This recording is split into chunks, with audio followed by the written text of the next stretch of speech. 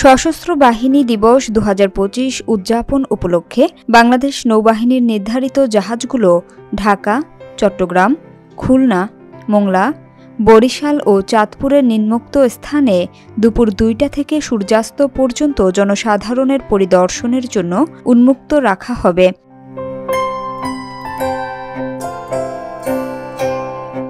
আন্তঃবাহিনী জনসংযোগ পরিদপ্তরের এক সংবাদ বিজ্ঞপ্তিতে একথা জানানো হয়েছে। এতে আরও জানানো হয়, ঢাকার সদরঘাটে বিএনডিবি গাংচিল, চট্টগ্রামের নিউ মুরিংয়ের নেভাল বার্থে বানৌজা সমুদ্র অভিযান, খুলনার বিআইডব্লিউটি এর লঞ্চ টার্মিনালে বানৌজা বিষখালী, মোংলার দিগরাজ নেভাল বার্থে বানৌজা আবু বকর, বরিশালের বিআইডব্লিউটি এর ঘাটে বানৌজা পদ্মা এবং চাঁদপুরের বিআইডব্লিউটিএ ঘাটে বানৌজা অতন্দ্র জনসাধারণের পরিদর্শনের জন্য উন্মুক্ত রাখা হবে।